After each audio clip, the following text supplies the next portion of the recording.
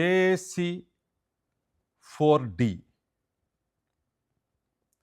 Initial assessment of daycare and inpatient includes nursing assessment, which is done at the time of admission and it should be documented.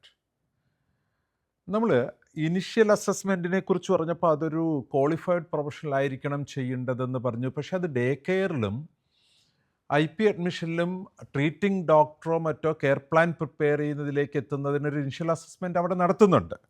പക്ഷെ ഒരു നേഴ്സിൻ്റെ റെസ്പോൺസിബിലിറ്റിയിലും കൂടി ഇത് പെടുന്നുണ്ട്, ഒരു patient എത്തിയ ഉടൻ ഇത് ചെയ്യുക എന്നത്.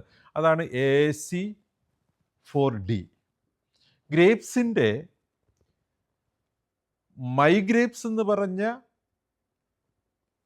മൊബൈൽ ആപ്ലിക്കേഷൻ OPയിൽ ഇനിഷ്യൽ അസസ്മെൻറ്റ് ഉപയോഗിക്കുമെങ്കിൽ IP-യിൽ നേഴ്സസിന് വേണ്ടിയിട്ട് വളരെ ഈസി ആയിട്ട് പേഷ്യൻ്റെ ബെഡ് സൈഡിൽ അഡ്മിഷൻ ടൈമിൽ അവരുമായിട്ട് കമ്മ്യൂണിക്കേറ്റ് ചെയ്യുമ്പം തന്നെ നമുക്ക് ഉപയോഗിക്കാൻ പറ്റുന്ന ഒരു സംഗതിയാണ് ഗ്രേപ്സ് BSA.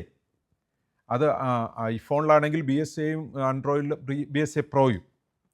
സോ അതിൽ ആ പേഷ്യൻ്റ് അഡ്മിറ്റായി എത്തിക്കഴിഞ്ഞാൽ അവിടെ ലിസ്റ്റ് കിട്ടുന്നുണ്ടാവും. അവിടെ ഇനിഷ്യൽ അസസ്മെൻറ്റ് ചെയ്യാനായിട്ട് ആ പേഷ്യൻറ്റിൻ്റെ ബെഡ് സൈഡിൽ നിന്ന് തന്നെ ചെയ്യാനായിട്ട് ഉള്ള ഒരു ഫെസിലിറ്റിയാണ് അതിൽ പ്രൊവൈഡ് ചെയ്തിരിക്കുന്നത്. വർഷങ്ങളായി തന്നെ നമ്മുടെ ഹോസ്പിറ്റലുകൾ ഉപയോഗിക്കുന്നത്. അതുകൊണ്ട് ഒരു സ്റ്റാൻഡേർഡ് കണ്ടിട്ടല്ല ഗ്രേപ്സിൻ്റെ ഹോസ്പിറ്റലുകളിൽ EMR ഉപയോഗിക്കുമ്പോൾ ഇലക്ട്രോണിക് മെഡിക്കൽ റെക്കോർഡ്സ് അല്ലെങ്കിൽ ഹോസ്പിറ്റൽ മാനേജ്മെൻറ്റ് സിസ്റ്റം ഇൻ്റഗ്രേറ്റഡ് വിത്ത് ഡിജിറ്റൽ മെഡിക്കൽ റെക്കോർഡ്സ് ഗ്രേപ്സ് ഉപയോഗിക്കുന്ന ഹോസ്പിറ്റലുകളിൽ ഇത് വർഷങ്ങളായി ശീലമാണ് നേഴ്സസിൻ്റെ. അതിനുശേഷം ഡോക്ടറുടെ ഇനിഷ്യൽ അസസ്മെൻറ്റും ഇതേ BSAയിൽ കൂടെ തന്നെ ചെയ്യാൻ പറ്റും. അപ്പോൾ നമ്മുടെ ഇവിടെ assessment and continuity of care എന്ന് പറഞ്ഞ 1-ാമത്തെ അധ്യായത്തിലെ 4-ാമത്തെ നമ്മുടെ സ്റ്റാൻഡേർഡിൻ്റെ 4-ാമത്തെ objective element initial assessment of day care and inpatient. It should be included nursing assessment, which is done at the time of admission and it should be documented.